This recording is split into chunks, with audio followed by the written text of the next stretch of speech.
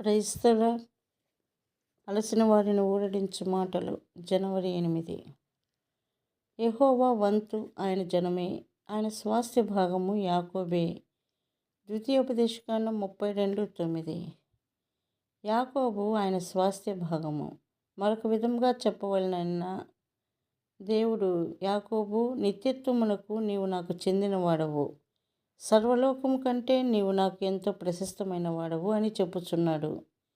దేవుడు సూర్యుడు, చంద్రుడు లేక నక్షత్రములను తన స్వాస్థ్యమని ఎన్నడూ పిలువడు.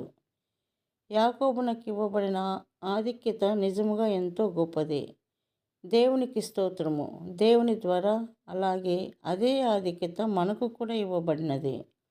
మీ మనోనేత్రములు వెలిగింపబడినందున ఆయన మిమ్మల్ని పిలిచిన పిలుపు వలనైన నిరీక్షణ ఎట్టిదో, పరిశుద్ధులలో ఆయన స్వాస్థ్యం యొక్క మహిమైశ్వర్యం ఎట్టిదో మీరు తెలుసుకొనవలెను. ఎఫెసీ 1:18. పిమ్మట ఆయన వాని కనుగొని ఆవరించి పరామర్శించి తన కనుపాప వలె వాని కాపాడెను అని చదువుదుము. ద్వితీయోపదేశకాండం 32:10. దీనివలన నీ యొక్క అన్య దేవతలన్నిటినీ ఇష్టపూర్వకంగా తీసి పారవేయుటకు నీకు సహాయపడును.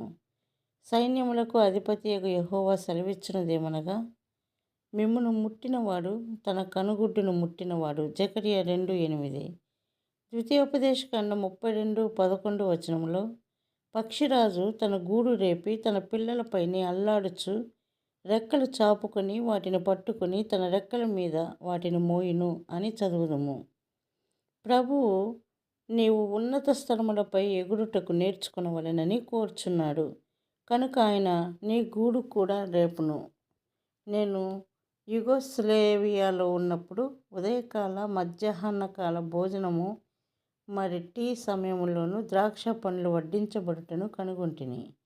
అవి చాలా పెద్దవి, నిండుగా రసం గలవి, మరియు పెద్ద పెద్ద గుత్తులు గల పండ్లు భోజనపు బల్ల మీద సమృద్ధిగా ఉండును. మనము అన్యదేవతలన్నింటినీ విడిచిపెట్టి బేతేలుకు తిరిగి వచ్చినప్పుడు దేవుడు మనకు సమృద్ధిగా అనుగ్రహించునని అది నాకు జ్ఞాపకం చేసినది. దేవుని ఆశీర్వాదములను సంపూర్ణముగా పొందుటకు అదొక్కటే మార్గము. నీ భార్య లేక భర్త లేక స్నేహితులు, బంధువులు లేక నీ వ్యాపారము లేక సౌఖ్యములు నిన్ను బేతేలు నుండి దూరము చేయకుండా చూచుకునుము. దేవుడు నేను సర్వశక్తిగల దేవుడను అని చెప్పుచున్నాడు. నిన్ను రక్షించుటకు, నిన్ను కాపాడుటకు, నిన్ను నడిపించుటకు మరియు నిన్ను ఆశీర్వదించుటకు ఆయన బలము గలవాడై ఉన్నాడు. ద్వితీయోపదేశకాండం 32:7-14 నీ వ్యక్తిగత అనుభవముగా చేసుకునుము. దేవుని మందిరమైన బేతేలులో నీకు తన శ్రేష్టమైనది ఇచ్చి నీ పూర్తి భాగమును నీకు చూపుమని ప్రభువును అడుగుము.